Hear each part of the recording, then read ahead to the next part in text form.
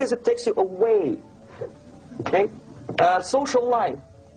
Replace traditionally established institutions and organizations with fake organizations. Take away the initiative from people. Take away the responsibility from naturally established links between individuals, group of individuals, and society at large, and replace them with artificially, bureaucratically controlled bodies. Instead of social life and friendship between neighbors, establish social workers institutions. People who are on payroll of whom? Society? No. Bureaucracy. The main... Holy shit, dude. it doesn't this just like make your mind explode? It does, because that's I mean,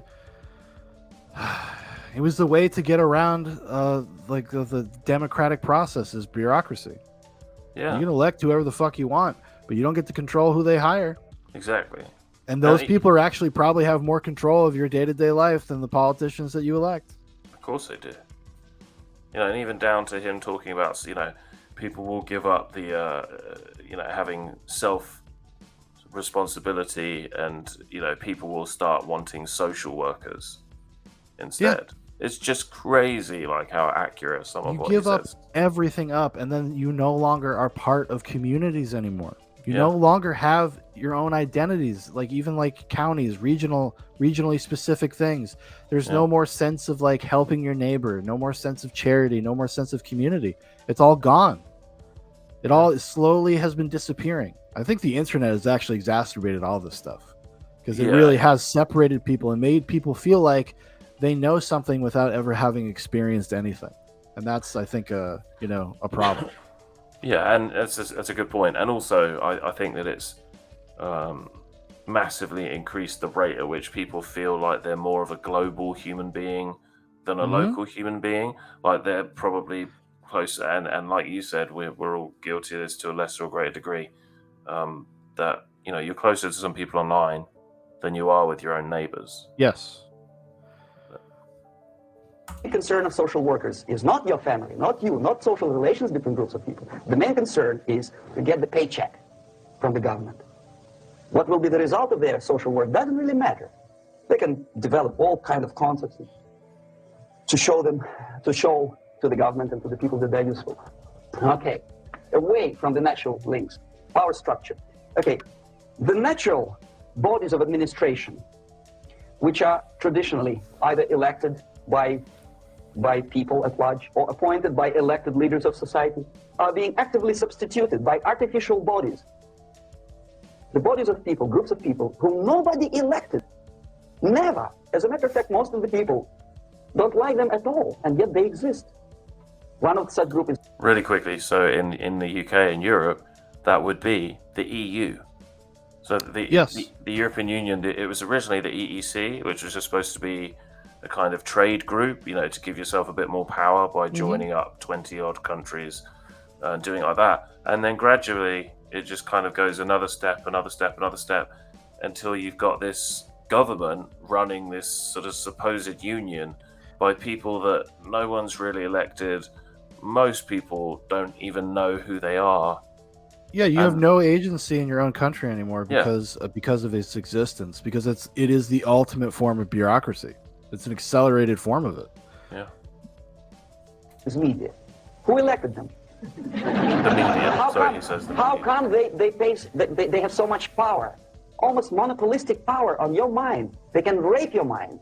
But who elected them? How come they have a nerve to decide what is good and what is bad for the elected by you, president, and his administration? Who the hell are they? Spiro Agnew, who was hated by the liberal left, called them a bunch of enfeebled snobs, and that's exactly what they are. They think they know. They don't. The level of mediocrity in a big establishment like New York Times, Los Angeles Times, major television network, you don't have to be excellent journalist. You have to be exactly a mediocre journalist. That's easier to survive. There's no competition anymore. Well, this is what happened. Good, nice income. This is what happened during the Holodomor. The New York Times journalists and all the American intellectuals conspiring to hide the failures of communism. To see what it was, they were created propaganda pieces for them. I mean, like, so this is not even something that's like that crazy or new or wild. And I do not for the fucking life of me. People read history like it'll never happen again. I don't get it. The people are human. We're subject to the same human follies and human nature, etc. Trust me, there are people that are in these positions that will lie to you because they think they're doing it for the greater good to serve their ideological project. Yep. And for some reason, people just cannot fathom that idea. Cannot fathom that would be something that would be happening today. Guess what, guys? You're all out of your fucking minds. Yuri knows it. Mark knows it. And I know it. 100,000. And now you will know it. Now you will. Yeah, that's it. Whether you're better or worse doesn't really matter anymore. As soon as you're smiling to the camera and do your job. That's it. No more competition. Power structure slowly is eroded by the bodies and groups of people who do not have neither qualification nor the will of people to keep them in power, and yet they do have power. Okay. Together with that, there's another process. Law enforcement, law and order organization and structure is being eroded. For the last 20, 25 years, if you see old movies and new movies, you can see that in new movies, a policeman, an officer of the United States Army looks dumb, angry, psychotic, paranoid. A criminal looks nice, kind of, well, he smokes hash and shoots the whatever drug, but basically he's a nice human being. He's creative. Oh. And he's unproductive only because society oppresses him. Exactly. What has been going on, at least I can speak for the United States, the past 3 years. We're taking degenerate criminals, acting like they're some oppressed people, and suggesting that anybody that would stand against that are evil oppressors. Yeah. Regardless of their actions, regardless of what they do, regardless if they're mentally ill, doesn't matter. Nope. There's one of these Ida Bay Wells, one of these fucking pseudo intellectuals that has a position of authority. She was like, well, people have been stealing forever. So for us to really care that a guy walked in and stole $200 worth of steak, I mean, like, who cares? You're like, lady, you are so fucking out of touch. But those are the people that get to go on television and say this shit over and over and over and over again until there's a sect of people that will hear it enough and they'll be like, well, I guess so. I mean, yeah. I mean, why would you steal groceries if you just didn't need them? Yeah, I mean, why would you steal 14 Gucci jackets if you didn't need them? Or like what's going on? People can go look up pictures of in California, the train yard. Yeah, the train tracks where there's just boxes, empty Amazon packets just litter the area because people are literally going to the trains and stealing televisions, and nobody will even condemn it. It's like crazy. Their own government won't even come out and forcefully condemn it. Yeah. Crazy. Whereby a general of Pentagon is always, by definition, a war maniac. A policeman is a pig, rude policeman. He abuses his power. A generalization like that. The hate. Very quickly, generalization. That's a huge thing that's going on today. Yep. The mistrust to the people who are supposed to protect you and enforce law and order. Moral relativity. The Angelo Buono process lasted 2 years in Los Angeles. Relativity. The Angelo Buono process lasted 2 years in Los Angeles. And yet there are still some lawyers who say, look, he's a nice character, as a matter of fact. There was some it's just because we're in the Matrix. Who said, it's called deja vu. I asked him one day to burn a house of my enemy, and he wouldn't do it. He's a nice fellow. A slow substitution of basic moral principles, whereby a criminal is not a criminal, actually. He's a defendant. Even if his guilt is proven, there is still a doubt to kill or not to kill, to be or not to be. Thou shalt not kill, yes. But this line may not necessarily be applicable to a murderer.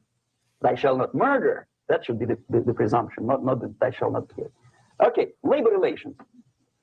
At this stage, within 15 to 20 years, we destroy the traditionally established links of bargaining between employer and employee. the classical Marxist-Leninist theory of natural exchange of goods. Person A has 5 sacks of grain and person B has 5 pairs of shoes. And the natural exchange without money is when they bargain between each other. And only with the introduction of the third force C, an entirely third foreign stranger who says, no, don't give him 5 sacks of grain, give it to me. And you give me your 5 pairs of shoes and I will distribute it accordingly so that the economy will go. This is the death of natural exchange, death of natural bargaining. Well, trade unions were established 100 years ago. The objective was to improve working conditions and to protect the rights of workers from those employers who were abusing their right because they had more money. Objectively, at that time, initially, the trade union movement did work. What we see now is that the bargaining process is no longer resulting in the compromise, which is leading objectively to betterment of working conditions and increase of salary. What we see is that after each prolonged strike, the workers lose. Even if they have 10% increase of their salaries, they cannot catch up due to inflation and due to missed time. More than that, millions of people suffer from that strike because economy now is interdependent. It's intertwined like one body. If previously steel workers, say 100 years ago, could strike and nobody would suffer, now it's impossible anymore. If a garbage collector strikes today, the rest of the multi-million city is stinking. I mean, there's no more service. In Quebec, for example, we had the electricians who were on strike in the middle of winter. You can freeze your bottom, and they still were on strike. Did they catch up with the salary? No, they lost. Who benefited? The leaders of trade unions. What is the motivation for strike? Improving of workers' condition? No, obviously it's not. Then what is it? Ideology. To prove to these capitalists. And the obedient horde of workers, like sheep, follow these people. And they cannot disobey. Why? Because if they do, you know what happens to them? Pickets, murders, shooting truck drivers by picketers. In Montreal, for example, I saw with my own eyes when I was correspondent of CBC, International Canadian Broadcasting Corporation, when the workers of aircraft factory destroyed computers and the equipment in the factory. And the administration employed strike breakers. Their cars were turned upside down and burned. Their houses were burned. Their kids were intimidated. And some victims were there. Of that we can be sure. Why? To improve conditions of workers? No. Ideology. Okay, so this is what happens, basically. It may or may not happen without the help of the Soviet Union.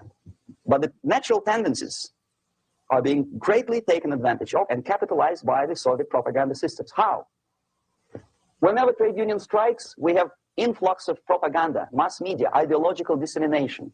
The workers' right, and we repeat it like parrots. Yes, workers' right. Whose rights? Workers? No, the only freedom of worker to sell his labor. So I thought that was quite interesting. So he's saying that, it's not always completely started by, your ideological enemy. So China or Russia, it could just be that when something natural happens, that then one of your enemies will come in and make it worse by disseminating certain pieces of information, or nowadays, obviously, social media things, and then getting people to parrot simple phrases like Black Lives Matter. Yeah, well, because it's what would we say, a low fidelity view of things, because when you can just sloganeer and it's supposed to stand in for everything that you're not saying, and then most people don't actually even understand what the slogan really stands for.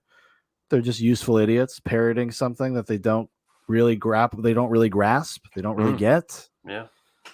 We see that a lot. And I think we see that a lot, like he's, describing unions, which is something I've always felt very conflicted about, because, I understand like actually a lot of damage that unions do. But also at the same time, people don't have a stalwart against the mechanisms of industry. And if you will be crushed in that system if there's nothing advocating for you, or if you can't advocate for yourself, if you're not in a position. That's just the nature of it. It is what it is. Like those things, it runs on production, and they don't really care how it's produced. And that will lead, we see this in other countries. We see this in places like China, right? Where they don't really give a fuck about you think they care if their workers are what working 20 hours a day? They don't care. They're just about production. It's about getting it done. Yeah. Get those suicide nets up, man. Yeah.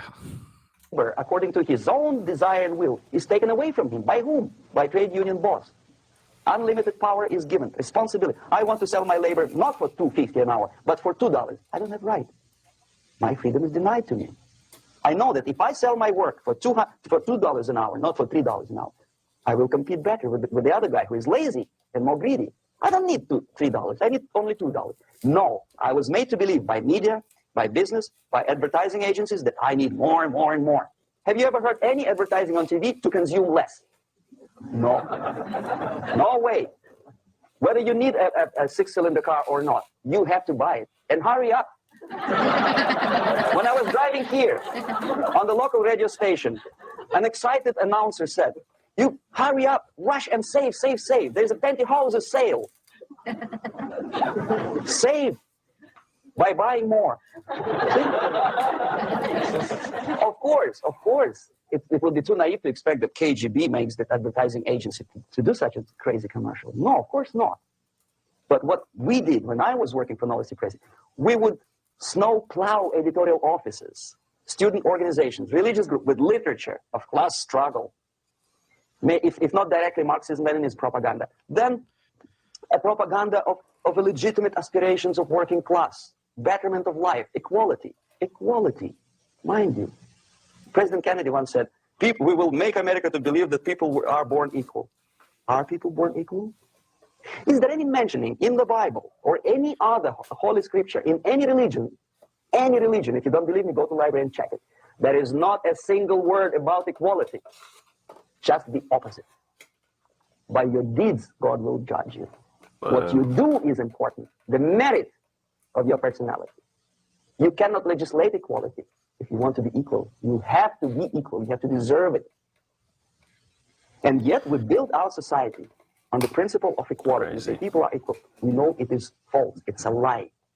Which is, this is like kind of like which we find ourselves in a position nowadays, especially, is that people demand respect or peership without ever having accomplished or done anything. Yeah. I think it should be, because I think, when he's talking about equality, he means like he's being very literal about it. Yeah. Because oftentimes these things get like, especially in the United States, when it comes to race politics and it comes to like, Jim Crow and all that stuff, that concept gets kind of butchered a little bit when people are talking about it, because it becomes so loaded. It becomes such a loaded term. But that's what we find nowadays, though, like this whole push for equity, which is to like, determine outcomes of certain things that's not based on any merit, and then thinking that it will just produce the same result, because we're under this misconception that it's just about like your ability is just about or you're just what you deserve has nothing to do with your ability to do something. And it's very specious. It's gross too. It's really gross, and it actually does nothing but infantilize people, and ultimately will lead to their own unhappiness and destruction. Yeah, absolutely.